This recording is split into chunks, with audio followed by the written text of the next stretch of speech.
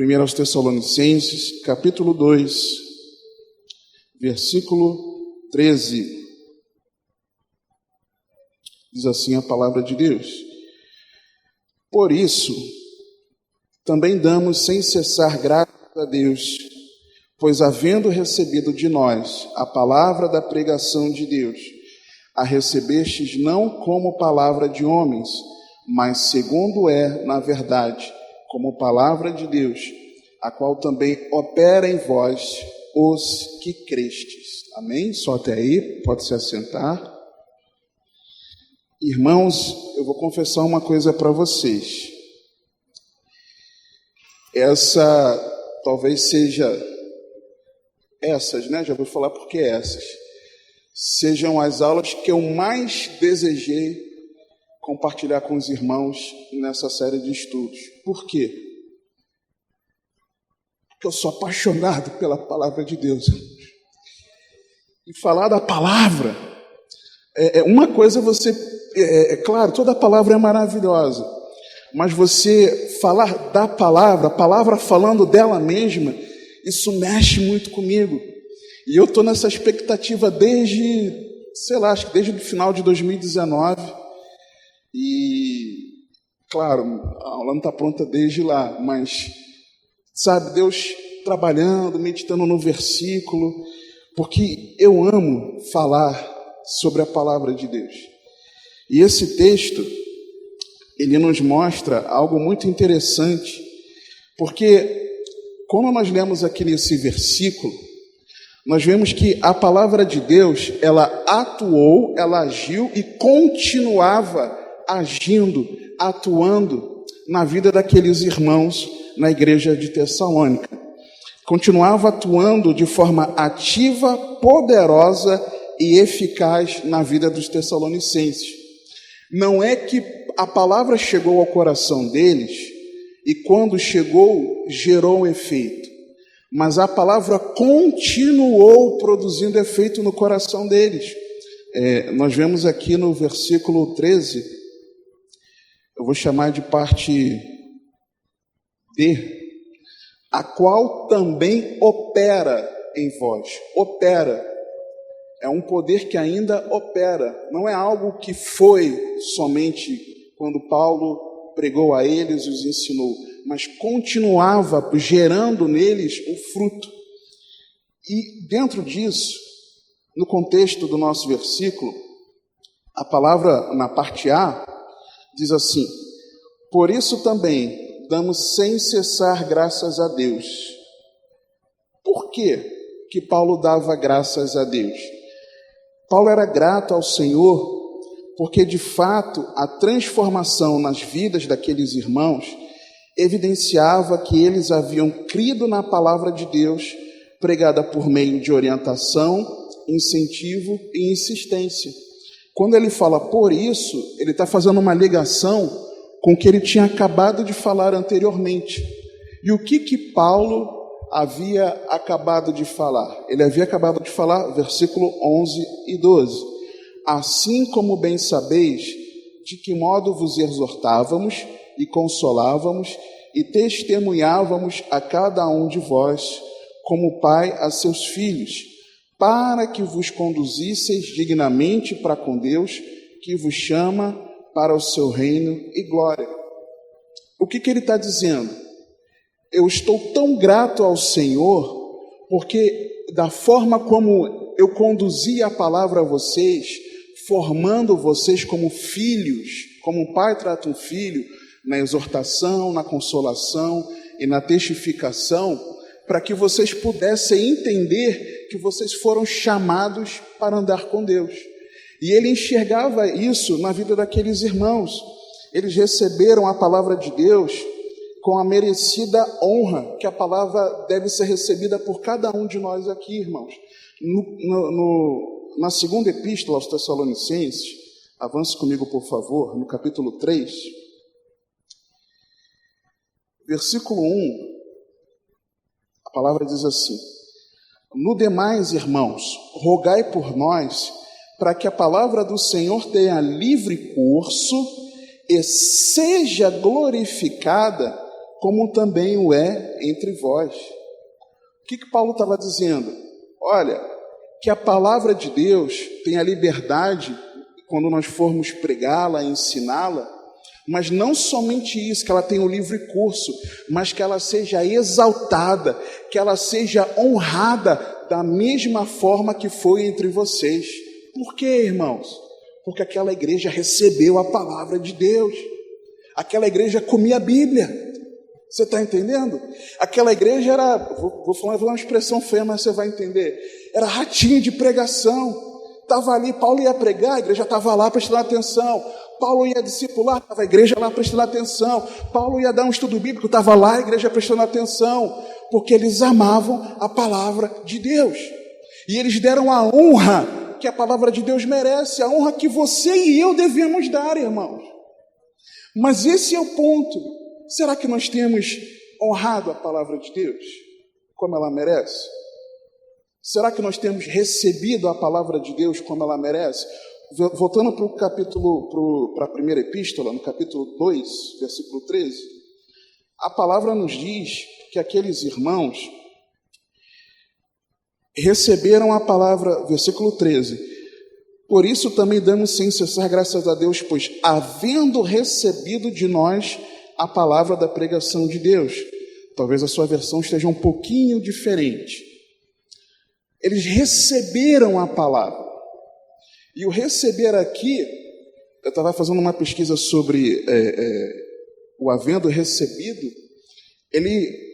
o termo grego, ele aponta para aquilo que você de fato recebe, como se você estivesse recebendo um presente. Eu te entregando esse microfone e você estendendo as mãos para você receber, você tomar para si. Eles tomaram para eles a palavra que estava sendo compartilhada. Nós precisamos ser esses verdadeiros cristãos, verdadeiros discípulos de Cristo, que tomam para si a palavra de Deus. Você se apropria da palavra, irmão? Eu me aproprio da palavra, os ensinamentos que nós temos tido, as pregações que nós temos recebido da parte do Espírito Santo, da parte de Deus, a nossa meditação bíblica diária, o nosso devocional, nós temos recebido essa palavra. Esses irmãos receberam. Por isso que eles receberam com a merecida honra. Eles também fizeram isso com certeza da verdade, convencidos pelo Espírito Santo e transformados pelo seu poder. 1 Tessalonicenses, no capítulo 1, versículo 5, diz assim a palavra: porque o nosso evangelho não foi a vós somente em palavras, mas também em poder e no Espírito Santo, e em muita certeza, como bem sabeis quais fomos entre vós, por amor de vós. Eles receberam a palavra de Deus em poder, no Espírito Santo, gerando transformação. Vocês entendem? A palavra para eles tinha poder. A palavra no coração daqueles irmãos gerava transformação. E toda vez que nós lermos a palavra e nós participarmos de reuniões em que a palavra é exposta, é pregada, é compartilhada, ensinada, nós precisamos, irmãos, ter essa convicção. Nós precisamos recebê-la como poder de Deus. Porque a palavra, o evangelho é poder de Deus para a salvação de todo aquele que crê. Então nós temos de entender isso. Mas não apenas isso, é saber que porque através da palavra, ainda que ela nos confronte, e tem hora que machuca, irmãos. Tem hora que sai daqui, desses lábios, mas está machucando aqui. Porque o Espírito Santo está falando comigo, primeiro. Então, mas mesmo sabendo que machuca, é receber como vindo do Espírito Santo. E assim, entendendo que ela tem poder, entendendo que veio de Deus, veio do Espírito Santo, o que você e eu vamos fazer? Nós vamos nos submeter a essa palavra para que nós sejamos transformados por ela. Nós precisamos ter essa compreensão, e esses irmãos viveram isso. Nós comprovamos que essa foi uma transformação genuína. Por quê, irmãos? Eles abandonaram práticas pecaminosas. Ainda no capítulo 1, no versículo 9, na parte B, porque eles mesmos anunciam de nós com a entrada que tivemos para convosco, e como dos ídolos vos convertestes a Deus. Eles se converteram, de verdade, irmãos. Não foi de boca, não. Não foi uma novidade em Tessalônica que eles estavam vivenciando. Não era uma nova igreja, não era um novo pregador, não era uma novidade, mas eles de verdade receberam a palavra a ponto que eles abandonaram a prática pecaminosa. Está na Bíblia, irmãos. E nós? E nós? Quantas vezes eu não ouvi a palavra? Muitos anos. Eu não me converti de verdade. Quantos anos, irmãos? Será que você hoje está aqui nessa condição? Eles andavam também com Deus, irmãos, porque na parte C desse mesmo versículo 9, continuando, para servir o Deus vivo e verdadeiro. Eles não abandonaram o pecado para continuar vivendo da forma como lhes agradasse. Eles não abandonaram o pecado, eles não se converteram para andar conforme eles queriam. Mas aqueles irmãos se converteram para quê, irmãos? Para servir a Deus. Implicitamente, ou melhor, explicitamente está escrito, eles abandonaram o pecado para servir a Deus. Eles não abandonaram o pecado para não irem para o inferno. Eles abandonaram o pecado para servir a Deus, irmãos. Está na Bíblia. A nossa vontade de nos submetermos à palavra que transforma, que vem do Espírito, é que nós vivamos para a glória de Deus. Esse precisa ser o meu e o teu desejo. Lembrei do louvor, né, que diz, esse é o meu desejo, te honrar, Senhor. Que esse seja o meu e o teu desejo. Para que eles abandonaram o pecado? Com esse propósito. Só que eles tinham foco, irmãos. Versículo 10. E esperar dos céus o seu Filho, a quem ressuscitou dentre os mortos, a saber, Jesus, que nos livra da ira futura. O foco deles era a eternidade, irmãos. O foco deles não foi receber a palavra, abandonar a prática do pecado para servir a Deus, porque servindo a Deus, agradando a Deus, andando do jeito que Ele quer, Ele vai me abençoar nessa vida terrena. Não foi isso não, irmãos. E esperar dos céus o seu Filho. Eles se converteram para servir a Deus porque eles desejavam encontrar com o Senhor Jesus Cristo. E isso tanto é verdade que aqui na primeira epístola, na segunda também, essa igreja não era maravilhosa, não existe igreja perfeita. Mas nessa epístola e na segunda, Paulo ele corrige algumas distorções do entendimento escatológico que essa igreja tinha, a ponto que tinha irmão que acreditava tanto que Jesus estava tão às portas, que tinha irmão que tinha virado, usar aqui a palavra, andando de forma ociosa, né? Eles andavam de forma ociosa, não querendo mais trabalhar, porque eles esperavam que Jesus ia voltar a qualquer momento. Por quê? Eles amavam a vinda de Jesus, irmãos. A minha transformação e a tua de vida, o abandono do pecado para servir a Deus, é porque nós almejamos estar na eternidade com o nosso Senhor. E assim foi essa igreja. Sem falar, irmãos, da fé atuante deles, no versículo 3 do capítulo 1, do amor dedicado, da esperança, também no versículo 3, diz assim, lembrando-nos sem cessar da obra da vossa fé, do trabalho do amor e da paciência da esperança em nosso Senhor Jesus Cristo, diante de nosso Deus e Pai.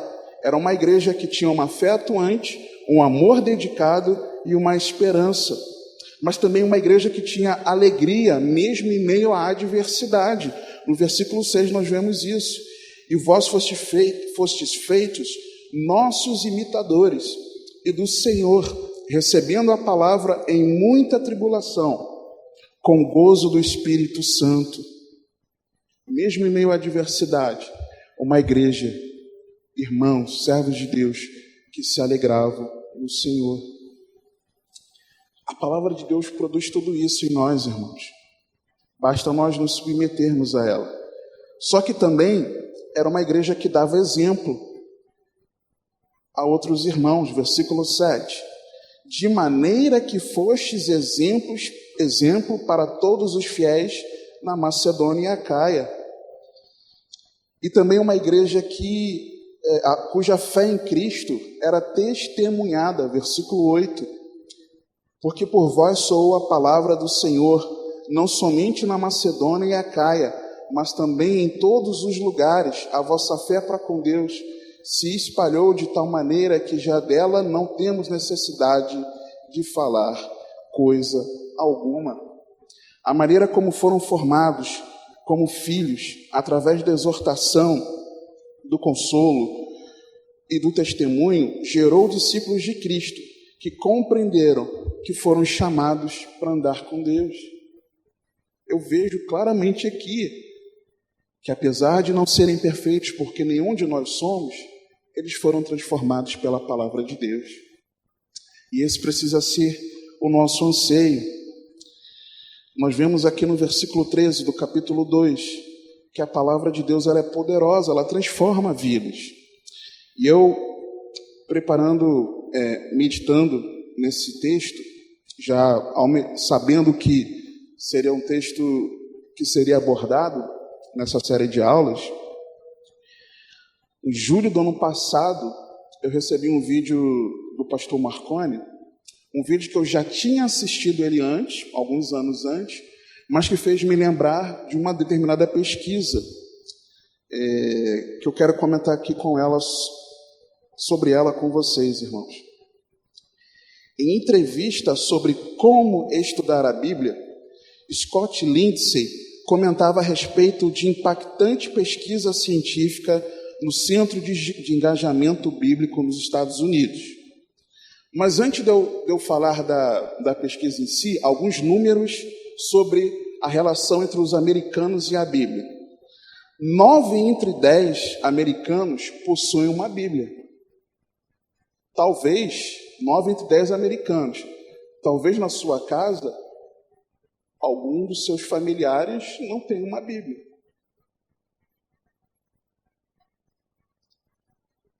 Talvez você nem use mais a sua Bíblia em papel, impresso, querendo usar só ela digitalmente. Eu vi outro dia, o pastor Jeremias Pereira, uma mensagem para jovens, se eu não me engano, ele comentando algo muito interessante, que ele exortando os jovens a pararem de usar a Bíblia digitalmente. Por quê? Não porque seja proibido, mas porque a nossa Bíblia, impressa em papel, ela traz as marcas da nossa vida com Deus. Se vocês repararam, mas eu estou toda hora metendo o dedinho aqui na minha Bíblia, porque de tanto meditar em 1 Tessalonicenses capítulo 1 e 2, há tanto tempo a fio nessa Bíblia aqui, ela está até aqui rasgada, ó. Você tem que colar. Se vocês verem, por exemplo, não vai dar para todo mundo enxergar, mas ela é toda arriscada, toda pintada. Porque isso aqui são as marcas do meu tempo com Deus meditando na palavra. Quando eu olho isso aqui, eu me lembro daquela experiência que eu tive com Deus meditando na palavra, onde Deus me confrontou. E isso aqui não está aqui porque é o texto que eu estou usando na aula, não. Minha meditação é assim. Às vezes, minha filha e minha esposa talvez fiquem até um pouco escandalizadas, porque eu risco mesmo, pinto mesmo. Cada trecho, cada coisa, o que quer me falar, eu anoto, porque isso traz para mim marca da minha vida com Deus. Se você só usa a Bíblia em formato digital, eu quero em amor te exortar. Volta a usar a tua Bíblia em papel, em nome de Jesus. Pelo menos no teu devocional, pelo menos para você trazer aqui para os cultos, para as reuniões. Usa a tua Bíblia em papel, em nome de Jesus. Continuando aqui os dados. 6 entre 10 dizem que leram a Bíblia em pelo menos uma ocasião. 6 entre 10, ou seja, 9 entre 10 tinham a Bíblia, mas nem todo mundo tem Bíblia a ler.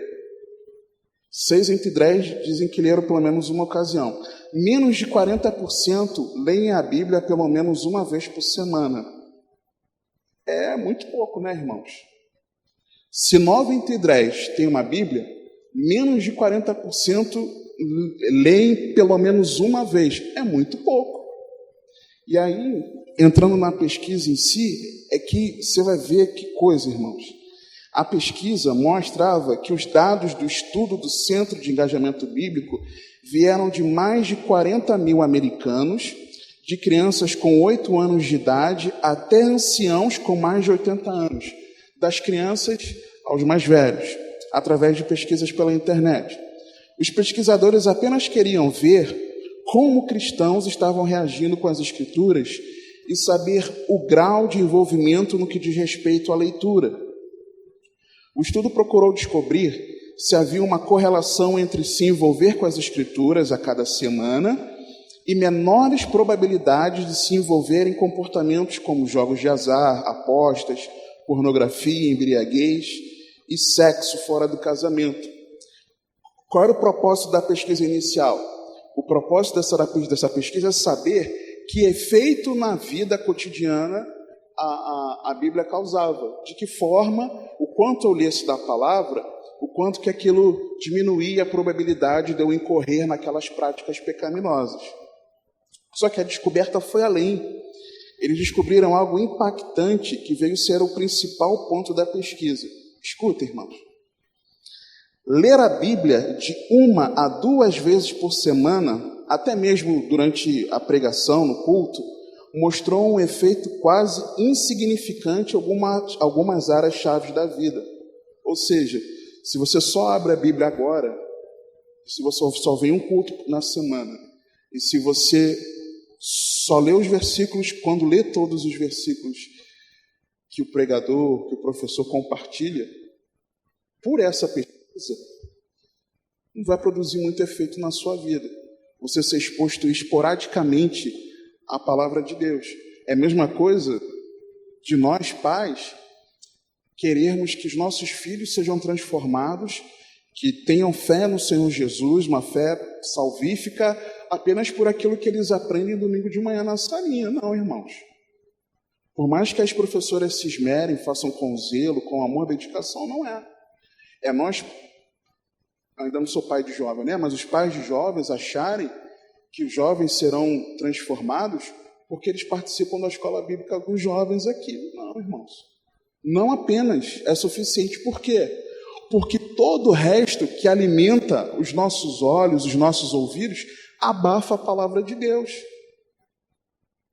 Se você tem uma pesquisa que diz que geralmente em torno de 3 dias a ministração, a pregação que você ouviu 3 dias anteriores, você já esqueceu. É estatística isso.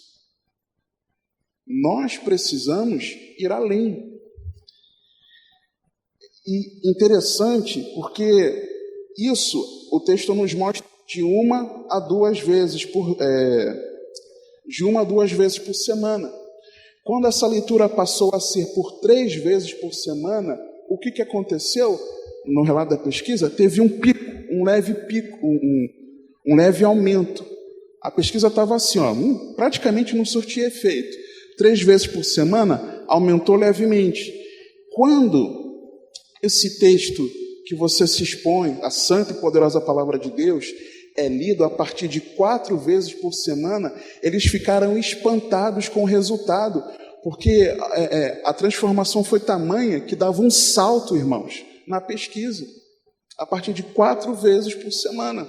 Então, sinto muito te dizer, se você não lê Bíblia dia nenhum, se você lê só 1 vez por semana, se você lê 2, 3 vezes por semana, você não vai ter muito resultado prático na sua vida. Porque nós precisamos ser expostos à palavra de Deus regularmente, irmãos. Não é só 1 dia por semana, 2 dias por semana. E você pode perceber por sua experiência de vida. Por exemplo, quando você está meditando na palavra de Deus e você recebe aquela palavra te impacta. Quando a palavra queima, arde o teu coração, você começa a colocar em prática geralmente, aquilo que você foi impactado. Mas, se você não continuar meditando na palavra, daqui a pouco, você não deixa aquela prática, aquela boa prática de lado e volta às antigas práticas? Não é verdade isso? Tem que ser regular, irmãos.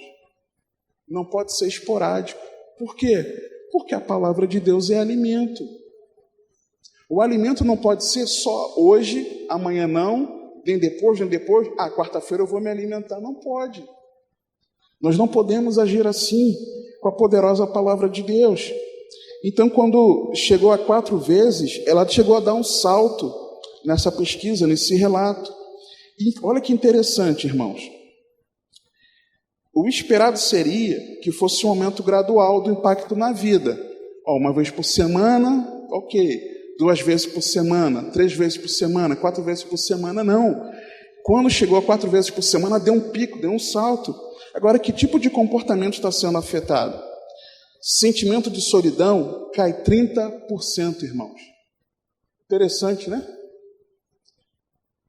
Problemas com raiva caem 32%.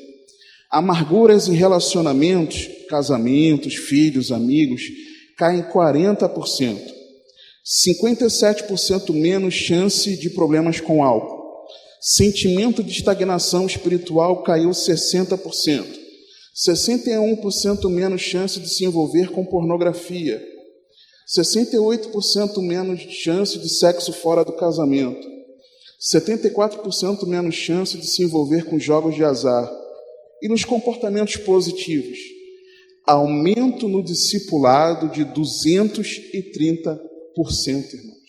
Por quê? Quando você está cheio da palavra, o que você quer fazer? Você quer guardar para você? Não, você quer ensinar outras pessoas. 230% de aumento. A ação de compartilhar a fé aumenta 200%. A pesquisa constatou aquilo que é a Bíblia sagrada e os testemunhos de vida nossos testemunhos de vida e testemunhos de vida de pessoas com quem nós temos contato, que sabemos que ouviram a palavra de Deus, meditaram na palavra de Deus. A palavra de Deus, ela é poderosa, irmãos. Ela é poderosa. A pesquisa só mostrou aquilo que a gente já sabe. A Bíblia é poderosa. Só que aí, irmãos, nesse texto, eu encontro 4 verdades muito importantes que eu preciso compartilhar com os irmãos. E uma aula que era uma aula, virou 2, que virou 3 e que virou 4 aulas. Então, nessa primeira parte, por que eu falo 4?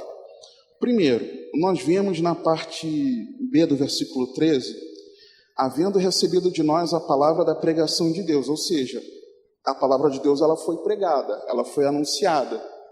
Então, dentro do contexto do que nós estamos estudando e daquilo que os irmãos viveram, é importante nós vermos sobre a pregação da palavra.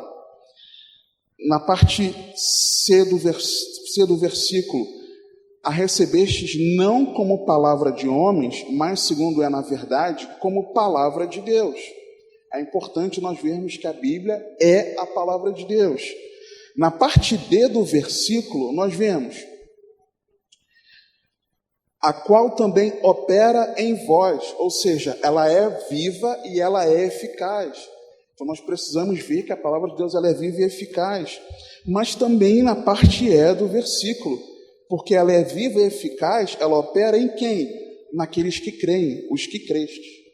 Então, dentro de cada uma dessas 4 verdades, a coisa ficou muito grande aqui, eu precisei dividir, irmãos, para que a gente possa manter o padrão do nosso horário. E dentro dessas 4 verdades, de que houve uma pregação, de que a palavra de Deus ela é poderosa, de que nós precisamos crer na palavra, de que ela é a palavra de Deus, eu preciso priorizar a palavra de Deus. E nessa aula nós vamos ver que a Bíblia é a palavra de Deus. E é o tema da aula de hoje. A Bíblia é a palavra de Deus. O meu anseio, a minha expectativa nessa manhã é que você saia daqui entendendo isso, que a Bíblia é a palavra de Deus. Paulo aqui nesse versículo, irmãos, o que Paulo está fazendo? Paulo ele diz o seguinte, na parte B do versículo, na parte C, a recebestes não como palavra de homens, mas segundo é na verdade, como palavra de Deus. O que ele está falando? Ele está equiparando a pregação e o ensino dele como não sendo de homens, mas sendo de Deus. O que Paulo está fazendo? Ele está batendo no peito dizendo, aquilo que eu compartilhei com vocês não é palavra de homens, de fato é a palavra de Deus. Ele colocou a pregação dele, o ensino, eu vou chamar assim, no nível canônico, que de fato era, nós vamos ver aqui.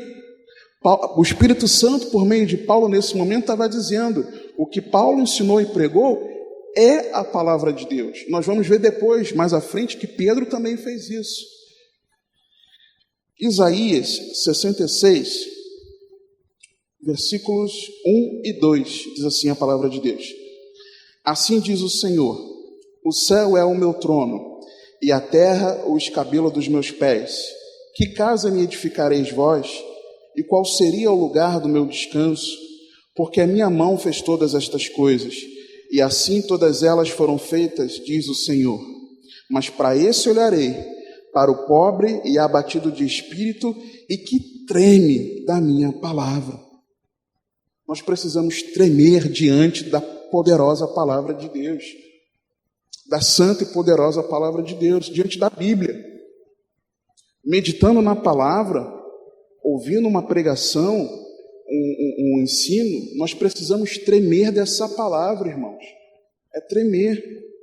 E interessante que o Senhor, falando através de Isaías, diz que Deus vai olhar para aquele que for pobre e abatido de espírito, ou seja, aquele que se derrama diante de Deus, que se humilha diante de Deus e que treme da palavra.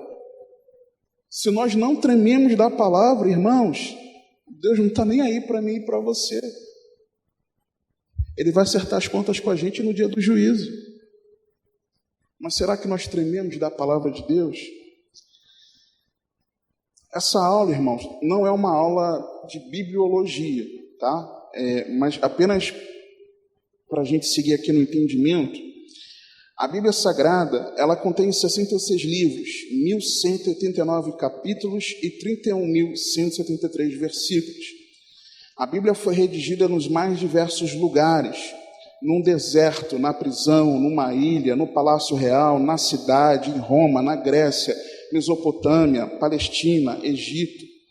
Foi escrita em diversas épocas, desde 1500 a.C., pelo menos até o ano 100 da nossa era, e pelas mais diversas pessoas, como reis, pastores, pescadores, legisladores, cultivadores, entre outros, uns 40 no total, cerca de 40 escritores.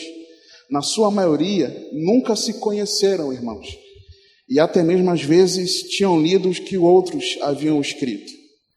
Mas independente disso, a Bíblia constitui-se numa unidade maravilhosa, que é prova irrefutável da sua origem divina e ter sido Deus o seu autor supremo.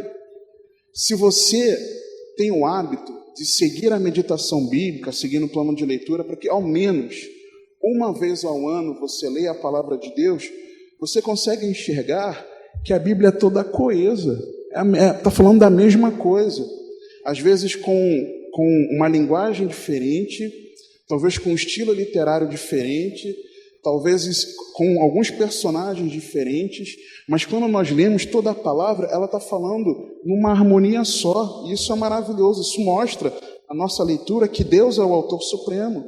A Bíblia é a palavra de Deus, é a fonte primária de autoridade, é regra de fé, de vida e de prática. A Bíblia é a pedra de toque. O que é a pedra de toque, irmãos? A pedra de toque é uma pedra usada para testar ligas de metais preciosos, com que se avalia a pureza do ouro.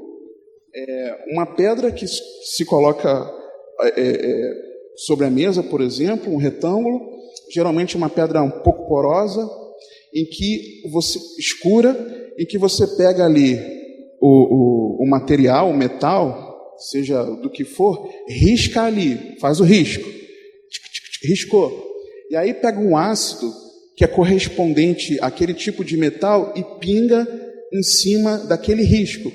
Se o líquido fica ali firme e você consegue enxergar o risco, isso mostra que aquele metal corresponde ao ácido que está sendo usado. Mas se de repente o risco, igual um apagador, um quadro de giz, você escreve, daqui a pouco às vezes o que você escreve não fica meio apagado, começa a apagar. Se acontecer isso no risco, na pedra de toque, isso mostra que aquele metal não é um metal correspondente. Assim é a palavra de Deus. Na linguagem jurídica e administrativa, é um meio de avaliar alguma coisa, é o critério, a referência, o padrão, o parâmetro, a medida, a base, o fundamento dos quais os demais princípios decorrem. O teste da pedra de toque nos mostra isso, nos aponta isso. Se nós entendemos que a palavra de Deus é essa pedra de toque, ou seja, é o padrão ao qual, se nós formos submetidos a ele, vão demonstrar se de verdade nós estamos fazendo a vontade de Deus ou não, nós então teremos êxito. Isenta de outras palavras, sem acréscimos, a Bíblia é a pedra de toque que deve ser usada para avaliar nossas ações e reações. Ah, mas o outro cristão está fazendo isso. Lembra daquele recadinho que a mãe dava para a gente? Mas você não é todo mundo. O nosso padrão, o pastor Alan sempre fala, irmãos, não tenham como padrão os cristãos, os autodenominados cristãos, os evangélicos dos dias atuais, mas tenham como padrão a palavra de Deus. Por quê? Porque a Bíblia é o padrão, irmãos. Não é porque o outro faz que eu tenho que fazer. Não é porque eu talvez faça algo errado, certamente eu faço várias coisas erradas, mas não é porque você identifica em mim coisas erradas que você tem que fazer também. Qual é o seu papel? Meu irmão, lembra? Vem cá, por favor, vamos conversar.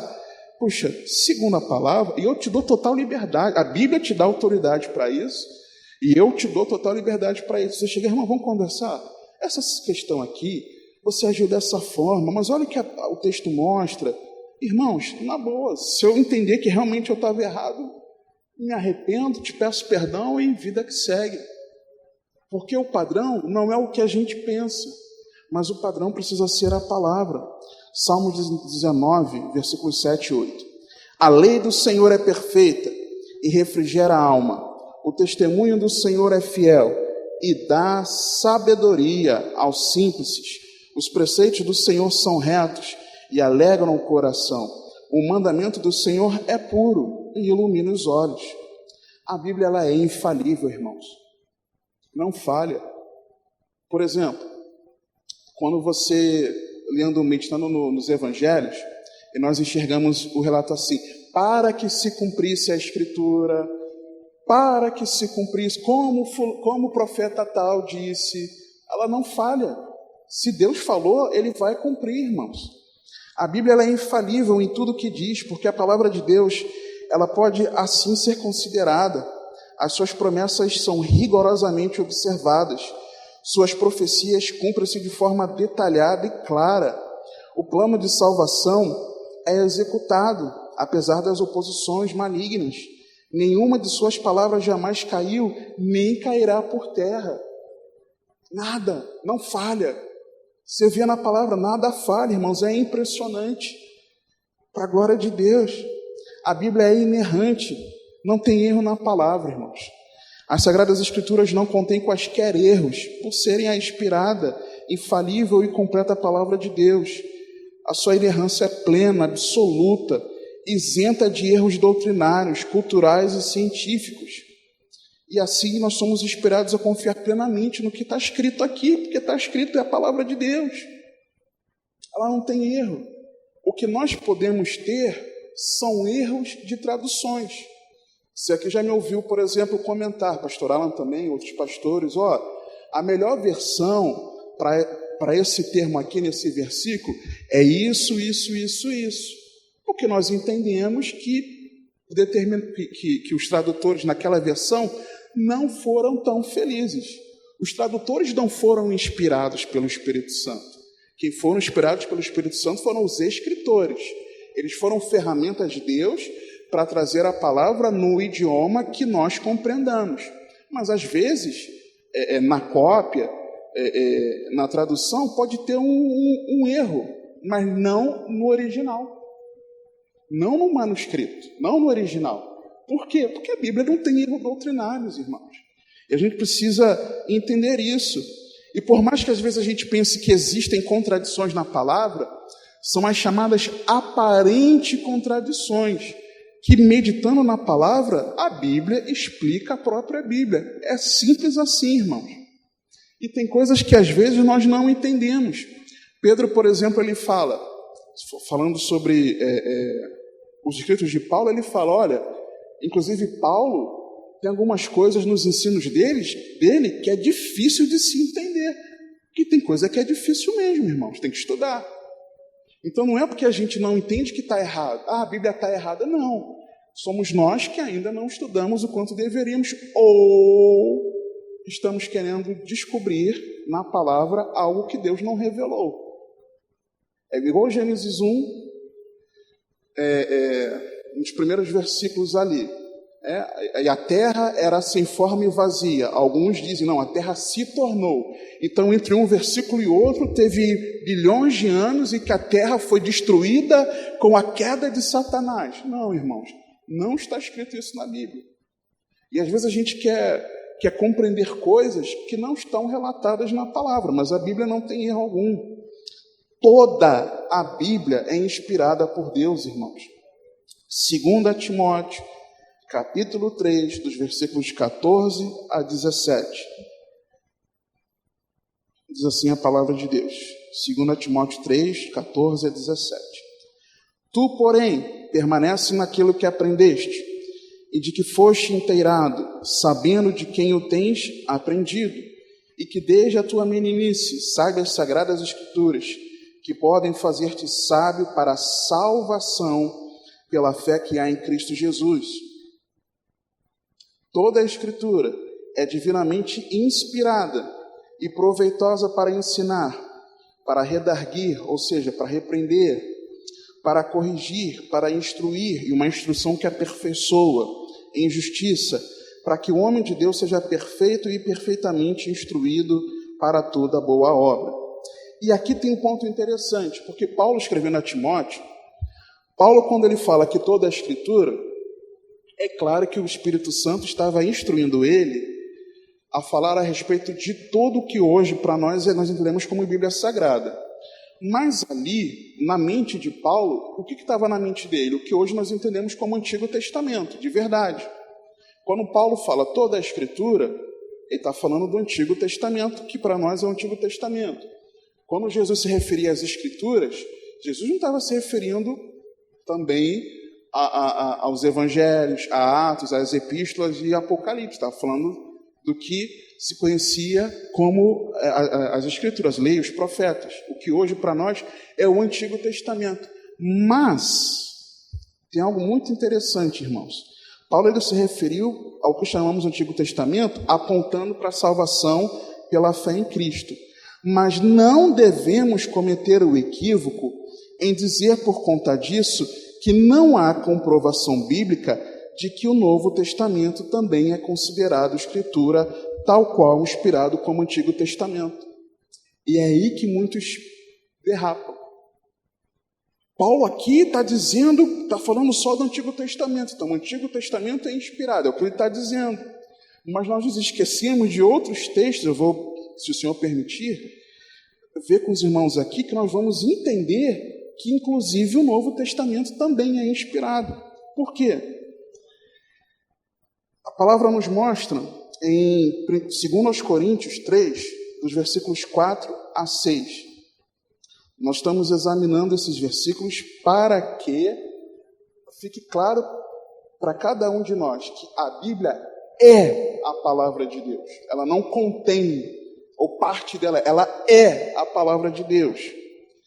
Os apóstolos foram ministros da nova aliança, irmãos. 2 Coríntios 3, de 4 a 6. E é por isso que temos tal confiança em Deus.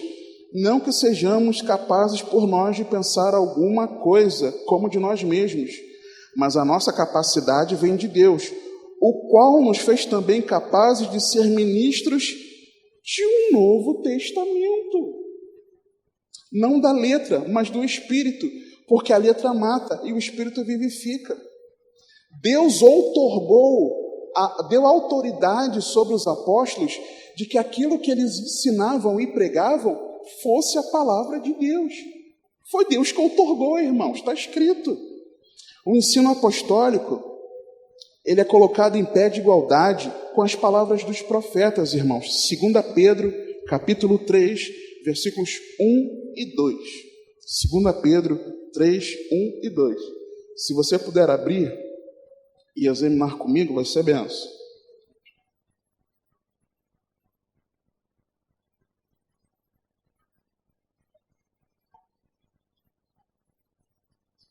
Porque nós veríamos aqui que Antigo Testamento e Novo Testamento são considerados canônicos igualmente. Diz assim a palavra de Deus: Amados, escrevo-vos agora esta segunda carta, em ambas quais desperto com exortação o vosso ânimo sincero, para que vos lembreis das palavras que primeiramente foram ditas pelos santos profetas e do nosso mandamento como apóstolos do Senhor e Salvador. Espera aí. Pedro está dizendo, considerem as Escrituras, aquilo que está relatado pelos profetas, da mesma forma com que vocês devem considerar o que nós, apóstolos, eu, inclusive Pedro, estamos pregando e ensinando para vocês. Pedro colocou em pé de igualdade, irmãos, o que os apóstolos pregavam e ensinavam com as Escrituras, o que era conhecido como Antigo Testamento. Está escrito, irmãos, em pé de igualdade. É a palavra de Deus, ele está dizendo. Continuando, no capítulo 3 de 2 Pedro, dos versículos 15 a 18, Pedro ele especifica aqui que os escritos de Paulo são equiparados às Escrituras do Antigo Testamento. Diz assim a palavra: E tende por salvação a longanimidade de nosso Senhor, como também o nosso amado irmão Paulo vos escreveu, segundo a sabedoria que lhe foi dada. Falando disso, como em todas as suas epístolas, as suas epístolas, ou seja, já havia o material escrito, ok? Quando Pedro escreveu isso aqui, não sei se todas, mas com certeza várias epístolas já estavam escritas. Inclusive, primeiro aos Tessalonicenses, que é o objeto do nosso estudo, porque é considerado como o primeiro escrito do Novo Testamento. Ele não está falando, aquilo que ele ensinou de boca, não. Paulo está falando, inclusive, primeiro aos Tessalonicenses, Pedro dizendo, falando disto, como em 1 e 2 Tessalonicenses, como na carta aos Romanos, como na carta aos Gálatas, e assim por diante. É o que ele está dizendo aqui. Entre as quais há pontos difíceis de entender que os indoutos inconstantes torcem, e igualmente as outras escrituras para a sua própria perdição. Pedro está dizendo que primeiro aos Tessalonicenses, segundo aos Tessalonicenses, Romanos, Gálatas, 1 e 2 aos Coríntios, Tito, Filemão, ele está dizendo, Colossenses, Filipenses, ele está dizendo que essas epístolas são Escritura. Pedro está dizendo isso aqui, irmãos. O Novo Testamento é Escritura, é inspirado pelo Senhor. Então que história é essa de ficar falando que só o Antigo Testamento era considerado ali, da referência que Paulo estava fazendo ao Antigo Testamento? Não, irmãos. Toda a palavra é Escritura. Está escrito aqui, você leu comigo. Continuando o texto. Vós, portanto, amados, sabendo isso de antemão, guardai-vos de que pelo engano dos homens abomináveis sejais juntamente arrebatados e descaiais da vossa firmeza. Sabe aquela história? Puxa, mas será que toda a Bíblia é a palavra de Deus? Será que a Bíblia é a palavra de Deus? será que isso aqui não foram homens que colocaram, não é bem verdade, e a verdade está em outro livro? Vós, portanto, amados, sabendo isso de antemão, guardai-vos de que pelo engano dos homens abomináveis. Quem faz isso com a Bíblia é abominável. É abominável. Sejais juntamente arrebatados e descaiais da vossa firmeza. A fé começa a declinar, irmãos.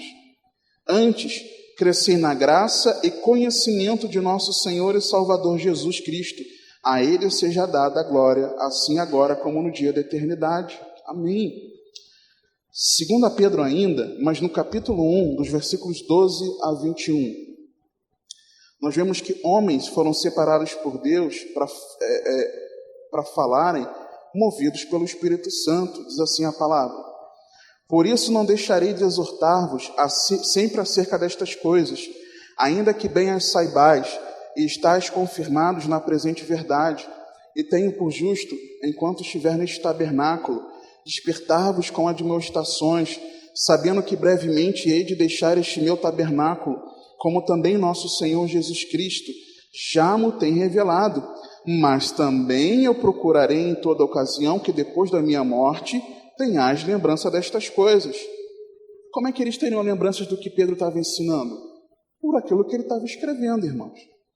Porque não vos fizemos saber a virtude e a vinda de nosso Senhor Jesus Cristo, seguindo fábulas artificialmente compostas, mas nós mesmos vimos a sua majestade. Porquanto, e uma pausa aqui, de fato, Pedro viu a majestade do Senhor. Lembra do episódio lá no monte, chamado episódio da transfiguração, em que o Jesus se transfigura, as vestes se resplandecem, o seu rosto fica brilhante, e aí eles ficam temerosos. Pedro fica amarradão, vendo Moisés e Elias. Aí, Jesus! Ele não sabia o que falar, né? O texto diz. Ele literalmente estava amarradão. A Bíblia fala que ele não falou isso porque ele não sabia. Aí, Jesus, vamos fazer uma tenda para o Senhor, para Moisés e para Elias? De tão extasiado que ele ficou em ver o Senhor transfigurado. Então, de fato, ele viu Jesus na sua majestade, o que ele escreveu aqui. Porquanto ele recebeu de Deus Pai honra e glória, quando de magnífica glória lhe foi dirigida a seguinte voz: Este é o meu Filho amado, em quem me tenho comprazido. E ouvimos essa voz dirigida do céu, estando nós com ele no Monte Santo. E temos muito firme a palavra dos profetas, a qual bem fazeis em estar atentos, como a uma luz que alumia lugar escuro, até que o dia amanheça e a estrela da alva apareça em vossos corações, sabendo primeiramente isto, que nenhuma profecia da Escritura é de particular interpretação, porque a profecia nunca foi produzida por vontade de homem algum, mas os homens santos de Deus falaram inspirados, e esse verbo ele também aponta para ser carregado, movido pelo Espírito Santo. Não foi da vontade humana, mas foi pelo Espírito Santo. As palavras utilizadas, elas foram ensinadas pelo Espírito Santo, irmãos. Quando você lê a palavra, por que a Bíblia, um dos motivos pelo qual a Bíblia é linda, que toda vez que você está sempre relendo um texto, o teu entendimento sempre é renovado, porque algum detalhe que você não enxergava te ressalta aos olhos. Por quê? Porque até as palavras que foram usadas, escolhidas, foi o Espírito Santo que deu. Eu não sei, os irmãos que estão lá no canal da igreja no Telegram, viu do ministério, né? O grupo geral do ministério, aquele que tem centenas de pessoas. O pastor Alan compartilhou algo lá essa semana a respeito do momento em que, da última ceia, em que ele coloca umas pistas lá para a gente, daquilo que ele discerniu, entendeu, e botou, quem lê entenda. Aí quando eu li, eu falei, não é possível que ele enxergou isso aqui, não é possível. Eu falei, não, eu li de novo, não, ele enxergou isso aqui, não é possível. Aí no outro dia ele me perguntou, você viu lá e tal, o que você entendeu? Eu entendi isso. Aí ele, não, exatamente, foi isso que eu entendi, por causa disso. Eu não vou te dar a pista agora para você ler lá de novo, pegar a tua Bíblia e você tentar discernir, pedir que o Espírito Santo te revele. Algo maravilhoso ali que eu vou te dar uma dica. Aponta para a eternidade com o Senhor. Te dá só essa dica. Então, por quê? Porque até as palavras utilizadas não foram escritas por acaso. Foi o Espírito Santo que deu, irmãos. Para que a cada vez que nós meditemos na palavra, a palavra seja renovada dentro de nós. E é impressionante, irmãos. É impressionante o negócio que eu estou lendo aqui. Caramba, como eu nunca enxerguei isso. Isso. Já tendo lido várias vezes aquele texto. Porque a Bíblia sempre se renova, irmãos. Ela é maravilhosa. 1 Coríntios 2, de 9 a 13, nos diz isso. Mas como está escrito, as coisas que o olho não viu e o ouvido não ouviu e não subiram ao coração do homem, são as que Deus preparou para os que o amam. Mas Deus nos revelou pelo seu Espírito, porque o Espírito penetra todas as coisas, ainda as profundezas de Deus. Porque qual dos homens sabe as coisas do homem, senão o Espírito do homem que nele está? Assim também ninguém sabe as coisas de Deus, senão o Espírito de Deus. Ou seja, a revelação vem do Espírito Santo. Mas nós não recebemos o Espírito do mundo, mas o Espírito que provém de Deus, para que pudéssemos conhecer o que nos é dado gratuitamente por Deus, as quais também falamos, não com palavras que a sabedoria humana ensina, mas com as que o Espírito Santo ensina, comparando as coisas espirituais com as espirituais. Foi o Espírito Santo, irmãos, que ditou cada palavra que está escrita na Bíblia. Como a Bíblia não ser a palavra de Deus, irmãos? Como? A palavra de Deus, ela é viva e permanece. 1 Pedro 1, 23 a 25. Sendo de novo gerados, não de semente corruptível, mas da incorruptível pela palavra de Deus, viva e que permanece para sempre. Porque toda a carne é como a erva, e toda a glória do homem como a flor da erva. Secou-se a erva, e caiu a sua flor, mas a palavra do Senhor permanece para sempre. E esta é a palavra que entre vós foi evangelizada. Ela permanece para sempre. Se ela permanece para sempre, a Bíblia foi adulterada, irmãos? Não. Por quê? Porque a palavra de Deus permanece para sempre. E ponto. E ponto. Jesus é o tema central da Bíblia, irmãos. Trata da história da redenção, cujo Redentor é o Senhor Jesus Cristo. Resume em 5 palavras: a preparação no Antigo Testamento, a manifestação nos Evangelhos, a propagação em Atos, a explicação nas Epístolas e a consumação na Revelação e Apocalipse. Jesus é o tema unificador que nos ajuda a interpretar a Bíblia, mas sem reduzir aos 4 Evangelhos. Por quê? Nós não podemos desconectar Jesus de toda a Bíblia. Jesus está nos Evangelhos. Está errado, irmãos. Jesus está em toda a Bíblia, de Gênesis a Apocalipse. Existe uma harmonia perfeita. A Bíblia é cristocêntrica, é centrada na pessoa de Cristo, tudo gira em torno de Jesus. A Bíblia é cristológica, ela traz o entendimento, um estudo sobre a pessoa de Cristo, pois é tudo sobre Ele. Nós enxergamos Jesus por toda a Bíblia. Por exemplo, criando no princípio, João 1, de 1 a 3. No princípio era o Verbo, e o Verbo estava com Deus, e o Verbo era Deus, e Ele estava no princípio com Deus. Todas as coisas foram feitas por Ele, e sem Ele nada do que foi feito se fez. Em referência a Gênesis 1, Jesus estava lá, irmãos. Era referência ao Senhor, sendo anunciado a cada livro pelo Evangelho. Olha o que diz Gálatas 3:8. Ora, tendo a Escritura previsto que Deus havia de justificar pela fé os gentios, anunciou primeiro o Evangelho a Abraão, dizendo: todas as nações serão benditas em ti, de sorte que os que são da fé são benditos com o crente Abraão. Uma referência a Gênesis 12:3, aquele versículo que a gente usa muito para falar sobre a bênção de Deus na família, mas está falando do Evangelho ali. E também testificando a consumação, lá em Apocalipse 22, 20 e 21. Aquele que testifica essas coisas diz: certamente cedo venho. Amém. Ora vem, Senhor Jesus. A graça de nosso Senhor Jesus Cristo seja com todos vós. Amém. De Gênesis a Apocalipse, Jesus é o tema central, irmãos. É a história da redenção. Jesus é a palavra viva.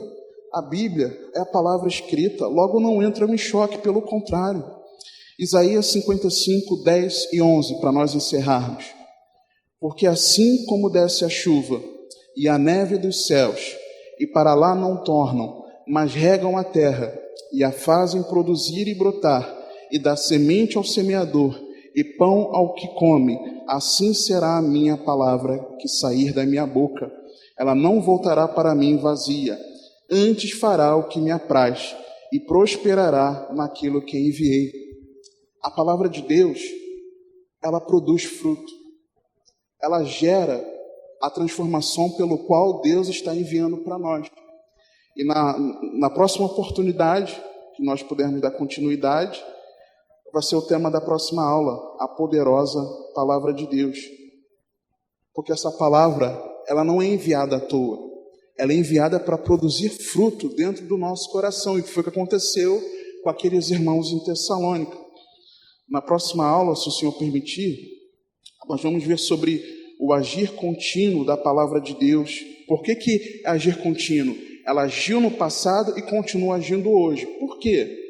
Por que a palavra de Deus é viva e eficaz? Por que está escrito aquilo ali, lá em Hebreus? E por aí vai. Na aula posterior, nós vamos ver sobre a importância de crer na palavra de Deus. Vamos ver sobre a mão da palavra, a importância da leitura diária da Bíblia, como ler a Bíblia corretamente, algumas dicas práticas, como ter uma boa interpretação da Bíblia. E na quarta aula, dentro desse versículo aqui, sobre a pregação da palavra, a dinâmica da pregação e alguns conselhos práticos com base em algumas pregações aqui. Então, que nós entendamos, irmãos, saímos daqui entendendo hoje que a Bíblia é a palavra de Deus. Em nome do Senhor Jesus, amém? Vamos orar? Pai, te dou graças pela tua santa e poderosa palavra. A palavra não é minha, a palavra não é dos pastores, a palavra não é dos heróis da fé, a palavra não é nem dos escritores, ó Pai, mas a palavra, ela é tua. E porque ela é tua, Pai, nós precisamos ter uma experiência diferenciada com ela. Ajuda-nos a honrar a tua santa palavra, que o nosso desejo de meditar nela, de sermos dispostos a ela, Pai, não seja nem de uma, nem de duas, nem de 3 vezes por semana, nem de 4 vezes por semana, Pai.